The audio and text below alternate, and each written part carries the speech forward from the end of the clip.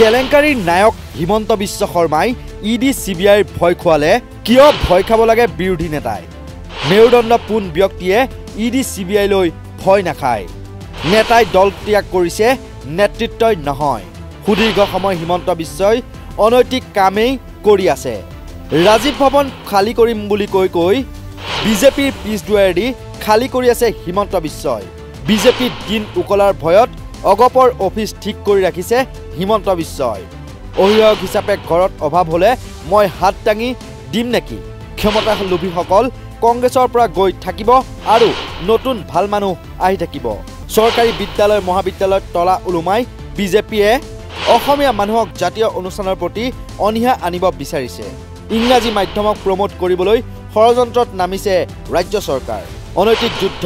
জাক জমকতাৰে হয় পৰাজয় কিন্তু দুৰ্দশাপূৰ্ণ হয় বোকাখাটত আজি গোলাঘাট জিলা কংগ্ৰেছৰ নৱ নিযুক্ত সভাপতি গোলাপ শইকীয়াক আদৰণি জনোৱা বৃহৎ ৰেলীত অংশগ্ৰহণ কৰি বিজেপি চৰকাৰ তথা মুখ্যমন্ত্ৰী হিমন্ত বিশ্ব শৰ্মালৈ তীক্ষ্ণ বাক্যবান এৰিলে মহিলা প্ৰদেশ কংগ্ৰেছৰ সভানেত্ৰী মীৰা বৰঠাকুৰে নেতৃত্ব দল ত্যাগ কৰিব নোৱাৰে নেতা গৈছে নেতা মানে নেতৃত্ব হ'ব নোৱাৰে দলটো আজি তাৰিখত যিখিনি সময়ত দলটো অকণমান এটা মানে হতাশগ্ৰস্ত পৰিৱেশলৈ কোনে লৈ গৈছে তেওঁলোকে লৈ গৈছে আজি যিসকল মানুহ গৈছে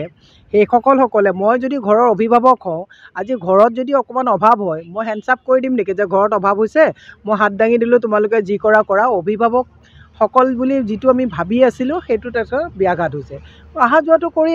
আছে গৈ থাকিব কিন্তু মানুহে চিনাক্ত কৰিছে যে বেয়া দিনত তেওঁলোকে থাকিব নোৱাৰে তেওঁলোকে ক্ষমতা আৰু কিবা পালেহে থাকিব পাৰে সেইটো ৰাইজেওতো চাই আছে গতিকে গৈ থাকিব এইখিনি সময়ত আৰু নতুন মানুহ আহি থাকিব প্ৰায় ৮০খন কলেজ একত্ৰীকৰণৰ নামত এতিয়া তলা লাগিব প্ৰথম পৰ্যায়ক্ৰমে এওঁলোকে শিক্ষা ব্যৱস্থাটোকে নস্যাৎ কৰিব বিচাৰিছে আপোনালোকে দেখিছে ১১,৪৪২খন স্কুলত ইতিমধ্যে তলা লাগিলে একত্ৰীকৰণৰ নামত আৰু এতিয়া তেওঁলোকে প্ৰথম অৱস্থাত ৮০খন কলেজত তেওঁলোকে তলা ওলমাব পৰ্যায়ক্ৰমে মানুহৰ অসমত থকা জাতীয় অনুষ্ঠান প্ৰত্যেকটোৰ প্ৰতি অনীহা এটা মানে আহিব আৰু এই অনীহাৰ পৰ্যায়ক্ৰমে ইয়াৰ পৰা তেওঁলোকে RSSৰ মানে এটা ধনী মানে ব্যৱস্থাৰে তেওঁলোকে ইয়াতে হিন্দী বলয়ত ইংৰাজী মাধ্যমক এওঁলোকক প্ৰমোট কৰিবৰ কাৰণে তেওঁলোকে এইটো ৰাজনৈতিক ষড়যন্ত্ৰত লিপ্ত হৈছে ইতিমধ্যে আপোনালোকে গম পাইছে আপোনাক মই এটা কথা আপুনি এইটো কথা ইয়াৰ লগত প্ৰাসংগিক এইটো খেলো ইণ্ডিয়া ইউনিভাৰ্চিটি যিটো হৈ আছে খেলো ইণ্ডিয়া ইউনিভাৰ্চিটিত বেডমিণ্টনৰ বাদে কোনো এখন আমাৰ ইউনিভাৰ্চিটিৰ খেলুৱৈ তাত পাৰফৰ্মেঞ্চ কৰিব পৰা নাই সিলেকশ্যনৰ সময়ত যেতিয়া আমাৰ ল'ৰা ছোৱালী পঠাবলগীয়া হৈছিলে ইউনিভাৰ্চিটিবিলাকে ল'ৰা ছোৱালী নপঠালে খেল মন্ত্ৰীজনে আমাৰ কৰকাতলৰ পইচাৰে খেল মন্ত্ৰীয়ে তেল ভৰাই আছে দৰমহা লৈ আছে কিয় নুসুধিলে যে কিয় ইউনিভাৰ্চিটিবিলাকৰ পৰা আমাৰ ষ্টুডেণ্ট তাত পাৰ্টিচিপেণ্ট হিচাপে নগ'লে গতিকে পৰ্যায়ক্ৰমে অসমৰ জাতীয় অনুষ্ঠানবিলাকক হাতুৰি মাৰাৰ এটা ষড়যন্ত্ৰত এই চৰকাৰখন লিপ্ত হৈছে আৰু এই কথাবিলাকৰ প্ৰতি মানুহে নজৰ আন্দাজ কৰি মানুহে কি পাবৰ কাৰণে দল ত্যাগ কৰি গৈ আছে এইটোহে বহুত ডাঙৰ নুবুজা সাঁথৰ গতিকে ই অত্যন্ত দুৰ্ভাগ্যজনক কথা কিন্তু এটা কথা মনত ৰখাটো ভাল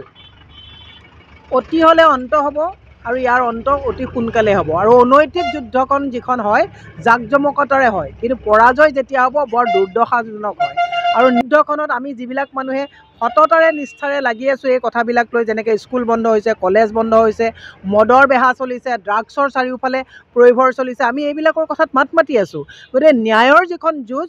হয়তো মানুহে ভাবিব পাৰে যে আমি নিশকতীয়া হ'ব বিচাৰিছোঁ ন্যায়ৰ যুদ্ধ সত্যম হ'ব জয়তে বুলি এটা কথা আছে আমি জয়ী হ'ম আৰু এই অনৈতিক যুঁজৰ যিটো জাক জমকতা ই পৰাভূত হ'ব ন্যায়ৰ আগত ঠিক এটা অজুহাত লাগে সঁচাকৈ যদি ইডি চিবিআই আপোনাক কোনোবাই পঠাইছে কোনে আপোনাক এতিয়া ইডি চিবিআই ভয় দেখুৱাইছে হিমন্ত বিশ্ব শৰ্মা চাৰে দাস লুই বাৰ্জাৰ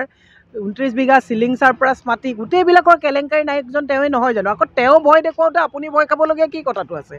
গতিকে এই নৈতিক যুঁজখন আমি যিটো যুঁজি আছোঁ আমি জয়ী হ'ম গতিকে এই চিবিআই ইডি এইবিলাক যিমানেই মানে নপঠাওক কিয় শাৰীৰিকভাৱে মানসিকভাৱে মেৰুদণ্ড যাৰ পোন হৈ থাকে সি কেতিয়াও এইবিলাকৰ প্ৰতি ভয় নাখায় যদি ইমানেই তেওঁলোক নৈতিক নেতৃত্ব দিব পৰা নেতা ইডি চিবিআই ভৰালেতো বহু মানুহতো জেলতো সোমাই আছে বহু মানুহে কবিতা লিখি জেলত গৈছে তাৰপিছততো কেয়াৰ কৰা নাই গতিকে মানুহে এইখিনি কথাৰ অজুহাত কয় নহয় যাবলৈ মানুহক এটা অজুহাত লাগে এইবোৰ অজুহাত হৈছে একদম তৰল কথা মই এটা কথা কৈছোঁ ৰাইজে ন'টিছ কৰিছে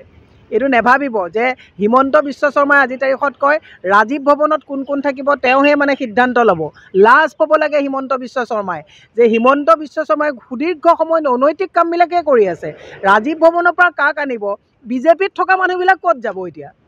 সেইটোহে বৃহৎ প্ৰশ্ন। বিজেপিত থকা ৰমেন ডেকা ক'ত যাব? বিজয়া চক্ৰৱৰ্তী ক'ত যাব? জয়ন্ত দাস ক'ত যাব? মৃগাংক বৰ্মন ক'ত যাব? শশাংক ডেকা ক'ত যাব?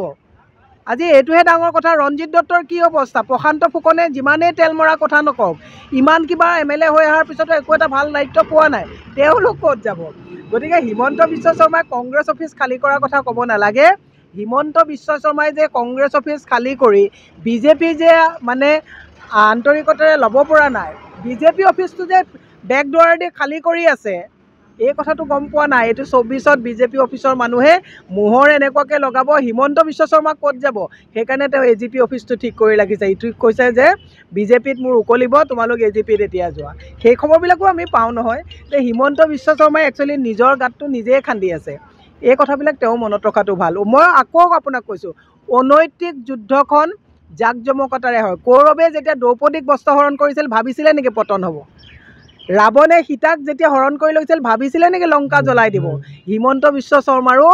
এই যিটো মানে চাটুকাৰিতা কৰিছে, এইটো ন্যায়ৰ যুদ্ধত পতন হ'ব।